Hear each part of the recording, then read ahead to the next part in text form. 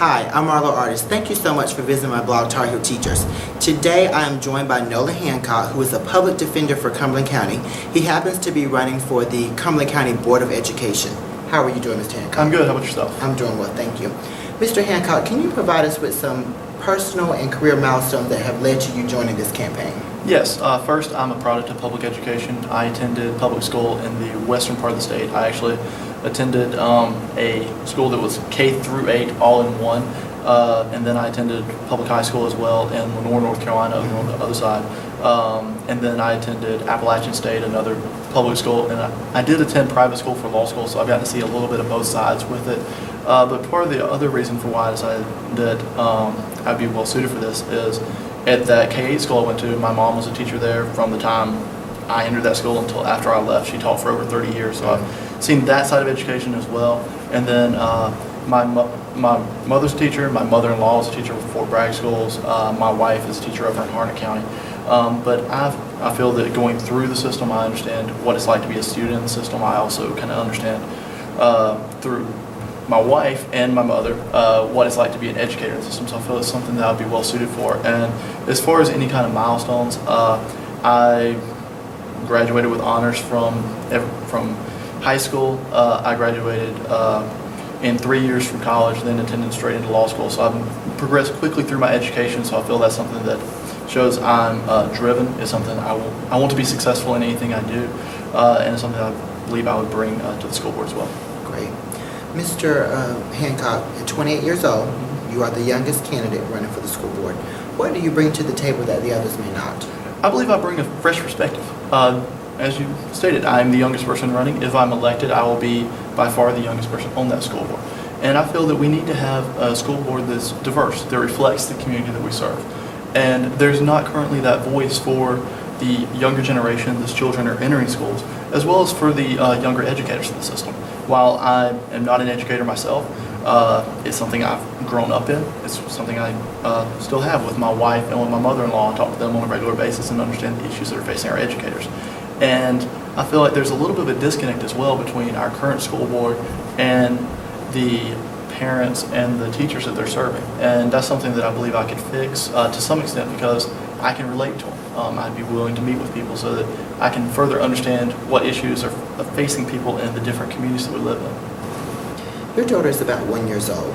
What are some changes that you think need to be made to the system so when she starts school in about 4 years, you feel like it will be a great place for her to go? Well, the first thing I think we need to address is our teacher retention.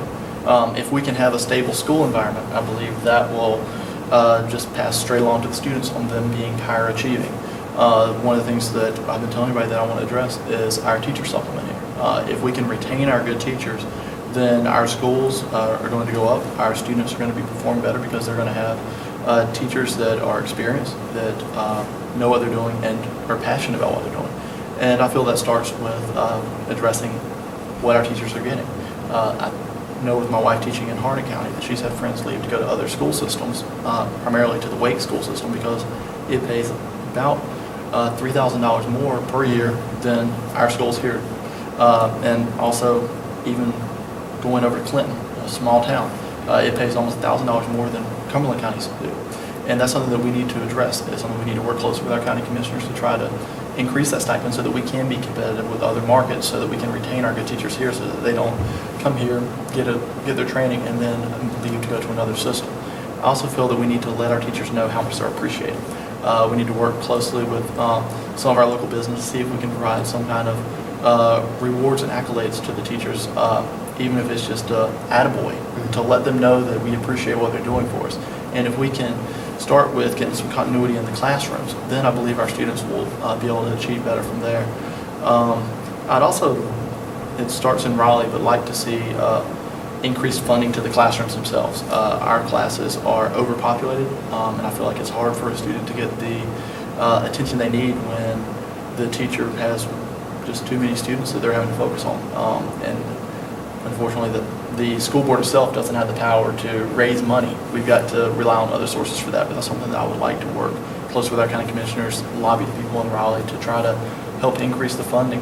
How do you propose that the county commissioners, what will be a source, how could they raise the revenue in order to increase the supplement? Well, the first way they can do it is probably the worst words that a politician can ever say are taxes.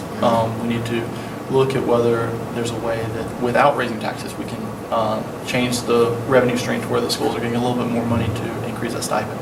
Otherwise, we need to address taxes, maybe a small increase in tax, but if that increases the performance of our students, then it's well worth it. We also can look to grant writing. There are many grants available for education. We just need to be able to seek those out and make competitive bids to find them. Great. How pleased have you been with your campaign so far? I've been pretty pleased. It's been a learning experience for sure. This is my first time running for a public office, and one thing that I've learned is how big Cumberland County actually is. Having to travel to different events, but it has been a wonderful opportunity. I've enjoyed meeting all the people I've met through this and exploring the different events. There are so many community events that I didn't hear about until I was running for office, and I'm looking forward to, whether I win or lose, attending those events in the future and just getting more and more involved in our community. Okay. What has surprised you the most since you've been campaigning? I believe what's probably most surprised me the most is how busy it is. I didn't realize whenever I was getting into this how many events are taking place on a daily basis, where it's a wonderful thing. I'm enjoying attending them, but I had no idea how much was actually going on in our community. It's one of those things that's kind of a well-kept secret that there's an event going on in Stedman today. There's one in Hope Mills tomorrow. Go out to Spring Lake for another one, where it's these wonderful celebrations where you meet all kinds of interesting people. It's fun to go to. It's a great opportunity for children. It's a great opportunity to meet other people.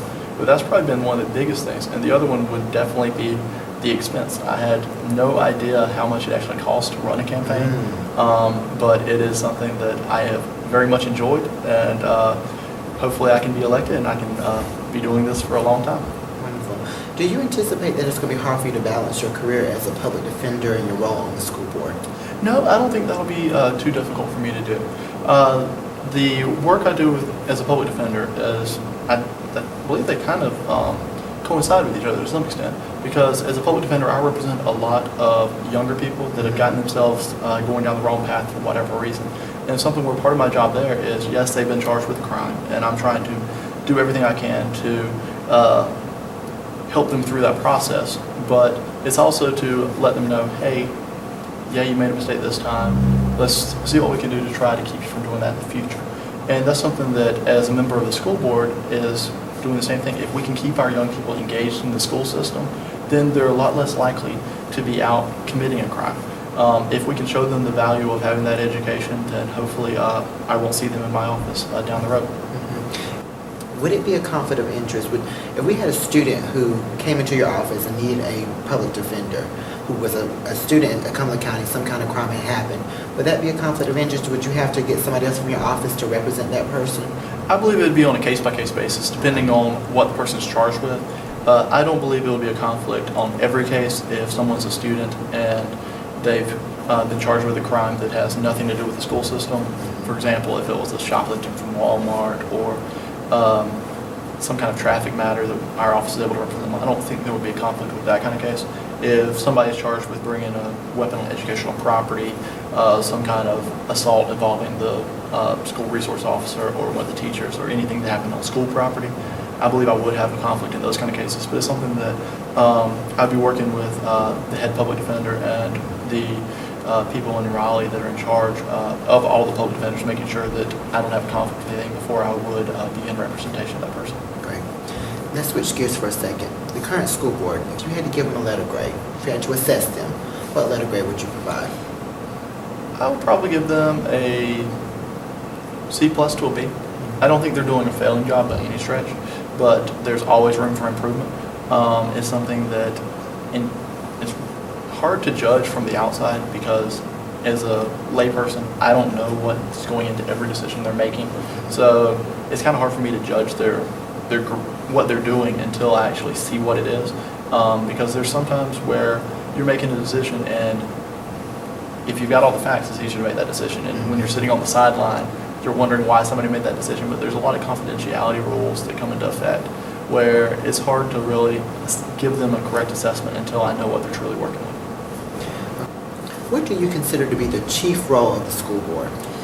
I believe the chief role should be to facilitate a learning environment that helps all of our students obtain a public education, as well as one that is conducive to learning. And we need to be the biggest cheerleaders we can for our teachers and administrators, because they're the ones doing the day-to-day work. We're kind of the overseers, making sure that everything's in place, but without a doubt, the biggest thing the school board needs to focus on is making sure that every student that comes through those doors is getting the best education they can. Are there any policies or initiatives that you would like to see implemented if you are elected, any major shifts? One of the primary things I would like to do is, like I said earlier, I believe there's a disconnect currently between our school board and the people they're serving. One of the proposals I would have would be that we do kind of a rotating meeting. Once a quarter or so, we go to a different area of the community. We go to Southview High once, we go to Pine Forest, to Terry Sanford, where we go to the different major areas throughout the community and sit down with the parents and the teachers. Kind of like just an open forum where we take questions for them, explain to them kind of what our views are on what's going on and what needs to happen, and just field their questions and kind of let them know that we are serving them and that we are truly concerned with what's going on in the community. What are 3 reasons why you should occupy one of those at-large seats? That would be number 1. I bring a different perspective than the other people running for school board. As you said, I am the youngest person running. I'm also the only one with a law degree. I feel that having a law degree is a valuable asset in any type of board. If you look at the majority of corporations throughout the country, most of them are going to have a lawyer somewhere on that board. We go through a lot of training and are taught to kind of look at things more analytically, where we can work with a diverse group of people and try to bring about compromise and resolution. And that's something that I think is very valuable, and with Mr. Booth leaving the school board, that's a hole that's going to be there. I also think that we need to have people from just different backgrounds. We need to have educators on the board, former educators, former administrators, but we also need to have people that are representative of the parents in the community, that can understand what they're going through. And I feel like that's something I can really bring to it, because I understand the educator side with growing up in an education family, with being married to an educator. But I also understand what parents are going through, because I have my little 11-month-old, and I am very concerned with what's going on in our schools and what she's going to be walking into in 4 years when she enters our school system. And I feel that there's just not that advocate on the board right now for the people that are the earlier stages of the career, as well as the people that are going to be having their children enter the school system in the next 4 years, next 5 years. Our schools are something I'm going to be interested in for at least the next 18 years. I'm going to have a vested interest in what's going on. Emerson is my first child. I may have more children, so it may be 20, 25 years that I'm going to have a vested interest in the school system, and it's something I want to get involved early. I want to get involved now and make the changes that need to happen. One last question, because I know some of the viewers are wondering this. Your wife is a teacher in Harnett County. Why does she work in Harnett County as opposed to Cumberland County? Because she lives in Cumberland County with you, because you're running for the school board. So why Harnett over Cumberland? Okay, to answer that question, I need to give you a little bit more background about myself. My wife and I met when we were both attending Appalachian State up in Boone. I graduated before her, and I attended Charleston School of Law down in Charleston, South Carolina. When she graduated from Appalachian, she moved down there as well and started teaching at Sanders Clyde Elementary, which is a inner city school there in Charleston. If you're familiar with Charleston, it's as soon as you're coming into downtown on the interstate, when you get off onto Meeting Street, it's right there. So it was a very challenging thing for her, but she said it was one of the most rewarding experiences she's ever had, and she truly enjoyed working there. So when I graduated law school and was able to obtain my job here in Cumberland County, I started in January, which was in the middle of the school year, and she was not interested in leaving those children halfway through a school year. So her parents reside over in Harnett County. Her dad is a retired colonel. Whenever they first moved here, he was still active duty, and he ended up retiring out over in Harnett County. So when I moved up here, I moved in with them for the first few months until we were able to get situated and figure out what we were doing. So when she finished out the school year, she moved up here, and we were both staying with our parents. And we did not buy our house here in Cumberland County until September of that year. So it was already into the school year. She began teaching at Overhills Middle there in Harnett County. and she thoroughly enjoyed the school. She taught there for 3 years. She was actually their teacher of the year one of those years. So it was something where she had made a name for herself in that school and enjoyed it, loved the children there, and did not want to leave that environment to start over again. So that's why she's been teaching out there. This year, she got the opportunity to take on the AG role at a brand new school over there. She's teaching at Highland Middle this year, and she loves it. So it's something she may come to Cumberland County down the road, but she is thoroughly enjoying her career right now and loves the people she works with, loves the students, and I don't think it's fair for me to ask her to come to Cumberland County when she is doing very well out there and enjoying it. Right. Well, speaking of well, we wish you well with your campaign. Thank you so much for joining me for this interview, and best of luck to you. Thank you. Thank you for having me. Thanks.